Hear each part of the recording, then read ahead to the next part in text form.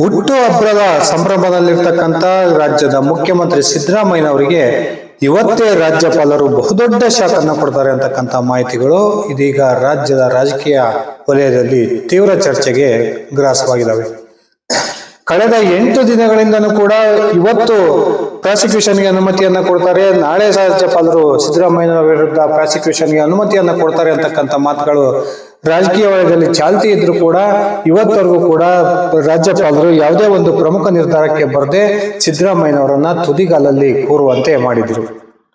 ಇದೀಗ ಸಿದ್ದರಾಮಯ್ಯನವರು ತನ್ನ 78ನೇ ವರ್ಷದ ಹುಟ್ಟುಹಬ್ಬದ ಸಂಭ್ರಮದಲ್ಲಿದ್ದು ಇವತ್ತೇ ಬಹುತೇಕ ಸಿದ್ದರಾಮಯ್ಯನವರಿಗೆ ಬಹುದೊಡ್ಡ ಶಾಖನ್ನ ಕೊಡ್ತಕ್ಕಂಥ ತೀರ್ಮಾನಕ್ಕೆ ರಾಜ್ಯಪಾಲರು ಬಂದಿದ್ದಾರೆ ಅಂತಕ್ಕಂಥ ಮಾತುಗಳು ಇದೀಗ ಕೇಳಿ ಬರ್ತಾ ಇದ್ದಾವೆ. ನಿಜಕ್ಕೂ ಕೂಡ ಈ 8 ದಿನಗಳ ಅವಧಿಯಲ್ಲಿ ಸಿದ್ದರಾಮಯ್ಯನವರ ವಿರುದ್ಧ ಪ್ರಾಸಿಕ್ಯೂಷನ್ಗೆ ಅನುಮತಿಯನ್ನ ಕೊಡೋದಿಕ್ಕೆ ಯಾಕೆ ರಾಜ್ಯಪಾಲರು ವಿಳಂಬ ಮಾಡಿದ್ರು ಅಂತಕ್ಕಂಥದ್ದು ಈಗ ತೀವ್ರ ಚರ್ಚೆಗೆ ಗುರಿಯಾಗ್ತಾ ಇದೆ. ಬನ್ನಿ ಸ್ನೇಹಿತರೆ, ನಿಜಕ್ಕೂ ಕೂಡ ಈ 8 ದಿನಗಳ ಅವಧಿಯಲ್ಲಿ ರಾಜ್ಯಪಾಲರು ಸಿದ್ದರಾಮಯ್ಯನವರ ವಿರುದ್ಧ ತನಿಖೆಗೆ ಅನುಮತಿಯನ್ನ ಕೊಡದೇ ಇರತಕ್ಕಂಥದ್ದಾದ್ರೂ ಯಾಕೆ ಇವತ್ತು ಸಿದ್ದರಾಮಯ್ಯನವರ ಒಂದು ವಿರುದ್ಧ ಬಹುದೊಡ್ಡ ಶಾಖನ್ನ ರಾಜ್ಯಪಾಲರು ಕೊಡ್ತಾರೆ ಅನ್ನೋದನ್ನ ತಿಳ್ಕೊಂಡು ಬರೋಣ. ಅದಕ್ಕಿಂತ ಮುಂಚೆ ನೀವಿನ್ನು ನನ್ನ ಇಟ್ಗೆ ಹೇಮಂತ್ ಯೂಟ್ಯೂಬ್ ಚಾನಲ್ಗೆ ಸಬ್ಸ್ಕ್ರೈಬ್ ಮಾಡ್ಕೊಂಡಿಲ್ಲ ಅಂದ್ರೆ ದಯವಿಟ್ಟು ಸಬ್ಸ್ಕ್ರೈಬ್ ಮಾಡ್ಕೊಂಡು ಬೆಲ್ ಬಟನ್ ಅನ್ನ ಕ್ಲಿಕ್ ಮಾಡಿ. ನಾನು ಕೊಡ್ತಕ್ಕಂಥ ಮಾಹಿತಿ ನಿಮ್ಗೆ ಇಷ್ಟ ಆಗಿದ್ರೆ ಈ ವಿಡಿಯೋಗೆ ಲೈಕ್ ಮಾಡಿ, ಶೇರ್ ಮಾಡಿ, ಕಮೆಂಟ್ ಮಾಡಿ.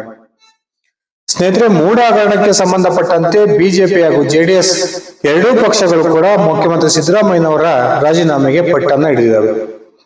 ಅದಷ್ಟೇ ಅಲ್ಲದೆ ಬೆಂಗಳೂರಿನಿಂದ ಮೈಸೂರಿವರೆಗೂ ಕೂಡ 8 ದಿನಗಳ ಅವಧಿ ಒಂದು ಪಾದಯಾತ್ರೆಯನ್ನ ಮಾಡಿ ಆ ಪಾದಯಾತ್ರೆಯ ನಂತರ ಸಮಾರೋಪ ಸಮಾರಂಭದಲ್ಲಿ ಮುಖ್ಯಮಂತ್ರಿಗಳ ವಿರುದ್ಧ ತೀವ್ರ ವಾಗ್ದಾಳಿಯನ್ನ ಎರಡೂ ಪಕ್ಷಗಳು ನಡೆಸಿದ್ದನ್ನ ನಾವೆಲ್ಲ ನೋಡಿದೀವಿ. ಇನ್ನೊಂದು ಕಡೆ ದೆಹಲಿಯ ಪ್ರವಾಸವನ್ನ ಕೈಗೊಂಡಿದ್ದಂತಹ ರಾಜ್ಯದ ರಾಜ್ಯಪಾಲರು ಆಗಿರ್ತಕ್ಕಂಥ ಥಾವರ್ ಚಂದ್ ಗೆಹ್ಲೋಟ್ ಅವರು ಲೋಕಸಭೆಯ ಸ್ಪೀಕರ್ ಆಗಿರ್ತಕ್ಕಂಥ ಓಂ ಬಿರ್ಲಾ ಅವರನ್ನ ಭೇಟಿ ಮಾಡಿ ಅವರಲ್ಲಿ ಈ ಒಂದು ಮೂಢ ಹಗರಣಕ್ಕೆ ಸಂಬಂಧಪಟ್ಟಂತೆ ಮುಂದಿನ ಯಾವ ಕ್ರಮವನ್ನು ಕೈಗೊಳ್ಳಬೇಕು ಅಂತಕ್ಕಂಥ ಒಂದು ಚರ್ಚೆಯನ್ನು ಕೂಡ ಮಾಡಿದ್ರು. ಅದಷ್ಟೇ ಅಲ್ಲದೆ ಸುಪ್ರೀಂ ಕೋರ್ಟಿನ ಹಿರಿಯ ವಕೀಲರೊಂದಿಗೂ ಕೂಡ ಮುಂದೆ ಒದಗಬಹುದಾದಂತಹ ಕಾನೂನಿನ ತೊಡಕುಗಳ ಕುರಿತು ಚರ್ಚೆಯನ್ನ ಮಾಡಿ ಒಂದು ನಿರ್ಧಾರಕ್ಕೆ ಬಂದಿದ್ರು ಅಂತಕ್ಕಂಥ ಮಾತುಗಳು ಕೇಳಿ ಬರ್ತಾ ಇದ್ವು. ಅದಾದ ನಂತರ ದೆಹಲಿಯಿಂದ ವಾಪಸ್ ಆದ ತಕ್ಷಣವೇ ರಾಜ್ಯಪಾಲರು ಸಿದ್ದರಾಮಯ್ಯನವರ ವಿರುದ್ಧ ಪ್ರಾಸಿಕ್ಯೂಷನ್ಗೆ ಅನುಮತಿಯನ್ನ ಕೊಡ್ತಾರೆ ಅಂತಕ್ಕಂಥ ಮಾತುಗಳು ಕೇಳಿ ಬಂದಿದ್ರು ಕೂಡ ಸರಿಸುಮಾರು 8 ದಿನಗಳ ಅವಧಿ ಕಳೆದಿದ್ರು ಕೂಡ ಇನ್ನೂ ಕೂಡ ಸಿದ್ದರಾಮಯ್ಯನವರ ವಿರುದ್ಧ ಯಾವುದೇ ಒಂದು ಪ್ರಾಸಿಕ್ಯೂಷನ್ಗೆ ಅನುಮತಿಯನ್ನ ಕೊಡದೆ ರಾಜ್ಯಪಾಲರ ನಡೆ ತೀವ್ರ ಕುತೂಹಲಕ್ಕೆ ಕಾರಣವಾಗಿತ್ತು. ಸ್ನೇಹಿತರೆ, ಈ 8 ದಿನಗಳ ಅವಧಿಯನ್ನ ಈ ರಾಜ್ಯಪಾಲರು ಟೈಮ್ ವೇಸ್ಟ್ ಮಾಡೋದಕ್ಕೂ ಕೂಡ ಒಂದು ಪ್ರಮುಖ ಕಾರಣ ಇದೆ ಅಂತಕ್ಕಂಥ ಮಾಹಿತಿಗಳು ಇದೀಗ ಲಭ್ಯವಾಗ್ತಿದ್ದು ಲೋಕಸಭೆಯಲ್ಲಿ ಇದೀಗ ಅಧಿವೇಶನ ನಡೀತಾ ಇದೆ.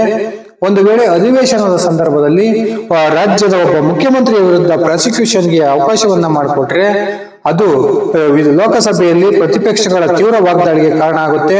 ಪ್ರತಿಪಕ್ಷಗಳು ಆಡಳಿತಾರೂಢ NDA ಮೈತ್ರಿಕೂಟದ ವಿರುದ್ಧ ತಿರುಗಿ ಬೀಳ್ತವೆ ಅಂತಕ್ಕಂಥ ಒಂದು ಮಾಹಿತಿಯನ್ನ ಆಧರಿಸಿ 8 ದಿನಗಳ ಕಾಲಾವಕಾಶವನ್ನ ಕೊಡೋ ತೀರ್ಮಾನಕ್ಕೆ ರಾಜ್ಯಪಾಲರು ಬಂದಿದ್ರು. ಇದೀಗ ಬಹುತೇಕ ಇವತ್ತೇ ರಾಜ್ಯಪಾಲರು ಸಿದ್ದರಾಮಯ್ಯನವರ ವಿರುದ್ಧ ಪ್ರಾಸಿಕ್ಯೂಷನ್ಗೆ ಅನುಮತಿಯನ್ನ ಕೊಡ್ತಾರೆ.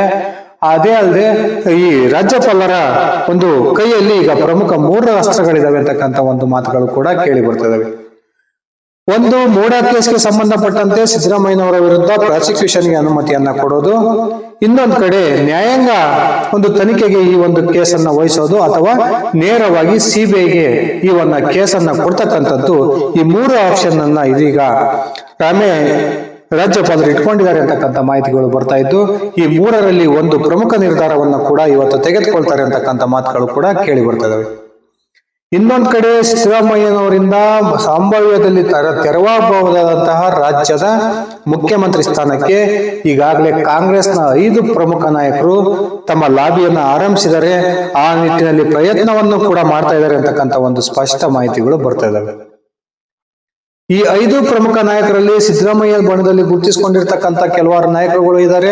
ಸಿದ್ದರಾಮಯ್ಯನವರ ಸ್ವಪಕ್ಷೀಯ ವಿರೋಧಿ ಎಂದೇ ಗುರುತಿಸಿಕೊಂಡಿರ್ತಕ್ಕಂಥ DK ಶಿವಕುಮಾರ್ ಕೂಡ ಇರೋದು ಅತ್ಯಂತ ಕುತೂಹಲಕ್ಕೆ ಕಾರಣ ಆಗಿದೆ. ಒಂದ್ ಕಡೆ ದಲಿತ ಕೋಟಾದಡಿಯಲ್ಲಿ ಕಳೆದ 2013ರ ವಿಧಾನಸಭೆ ಚುನಾವಣೆಯ ವೇಳೆಗೆ KPCC ಅಧ್ಯಕ್ಷರಾಗಿದ್ದಂತಹ ಈಗಿನ ಗೃಹ ಸಚಿವರು ಆಗಿರ್ತಕ್ಕಂಥ G. ಪರಮೇಶ್ವರ್ ಅವರು ತಾನು ರಾಜ್ಯದ ಮುಂದಿನ ಮುಖ್ಯಮಂತ್ರಿ ಆಗಬೇಕು ಅಂತಕ್ಕಂಥ ಪ್ರಯತ್ನಕ್ಕೆ ಕೈ ಹಾಕಿದ್ದು ಆ ನಿಟ್ಟಿನಲ್ಲಿ ಹೈಕಮಾಂಡ್ನ ನಾಯಕರ ಭೇಟಿಯನ್ನು ಕೂಡ ಮಾಡಿದ್ದಾರೆ ಅಂತಕ್ಕಂಥ ಒಂದು ಮಾಹಿತಿಗಳು ಲಭ್ಯವಾಗ್ತಿವೆ. ಈ ಜಿ ಪರಮೇಶ್ವರ್ ಅವರ ಪರವಾಗಿ ಹೈಕಮಾಂಡ್ ಕೂಡ ಒಲವನ್ನು ಹೊಂದಿದೆ. ಯಾಕಂದ್ರೆ ಜಿ ಪರಮೇಶ್ವರ್ ಅವರ ವಿರುದ್ಧ ಒಂದೇ ಒಂದು ಯಾವುದೇ ಭ್ರಷ್ಟಾಚಾರದ ಆರೋಪ ಇಲ್ಲ. ಆ ಕಾರಣಕ್ಕೆ ಜಿ ಪರಮೇಶ್ವರ್ ಅವರನ್ನ ರಾಜ್ಯದ ಮುಖ್ಯಮಂತ್ರಿಯನ್ನಾಗಿ ಮಾಡಿದ್ರೆ ದಲಿತ ಸಮುದಾಯಕ್ಕೂ ಕೂಡ ನ್ಯಾಯವನ್ನ ಒದಗಿಸ್ತಕ್ಕಂತ ಒಂದು ಅವಕಾಶ ನಮಗೆ ಸಿಗುತ್ತೆ ಅಂತಕ್ಕಂಥದ್ದು ಹೈಕಮಾಂಡ್ ನಾಯಕರ ಲೆಕ್ಕಾಚಾರ ಆಗಿದೆ ಅಂತಕ್ಕಂಥ ಮಾತುಗಳು ಕೂಡ ಕೇಳಿ ಬರ್ತಾ ಇದಾವೆ. ಇನ್ನೊಂದ್ ಕಡೆ ಸಹಜವಾಗಿಯೇ ಕೆಪಿಸಿಸಿ ಅಧ್ಯಕ್ಷರು ಉಪಮುಖ್ಯಮಂತ್ರಿ ಆಗಿರ್ತಕ್ಕಂಥ ಡಿ.ಕೆ. ಶಿವಕುಮಾರ್ ಕೂಡ ರಾಜ್ಯದ ಮುಂದಿನ ಮುಖ್ಯಮಂತ್ರಿ ಆಗಬೇಕು ಅಂತಕ್ಕಂಥ ಒಂದು ಪ್ರಯತ್ನಕ್ಕೆ ಕೈ ಹಾಕಿದ್ದು, ಆ ನಿಟ್ಟಿನಲ್ಲಿ ಈಗಾಗಲೇ ಸಿದ್ದರಾಮಯ್ಯನವರ ಒಂದು ಬಲವನ್ನ ಪಡೆಯುವ ಕಾರಣಕ್ಕೆ ಸಿದ್ದರಾಮಯ್ಯನವರ ಪರವಾಗಿ ಈ ಮೂಢ ಹಗರಣಕ್ಕೆ ಸಂಬಂಧಪಟ್ಟಂತೆ ಸಿದ್ದರಾಮಯ್ಯನವರ ಅತ್ಯಾಪ್ತ ಬಳಗದ ಸಚಿವರೇ ಮಾಡದೇ ಇರುವಷ್ಟು ಸಿದ್ದರಾಮಯ್ಯನವರ ಪರವಾದ ಬ್ಯಾಟಿಂಗ್ ಅನ್ನ ಡಿ.ಕೆ. ಶಿವಕುಮಾರ್ ಅವರು ಮಾಡ್ತಾ ಇದ್ದಾರೆ.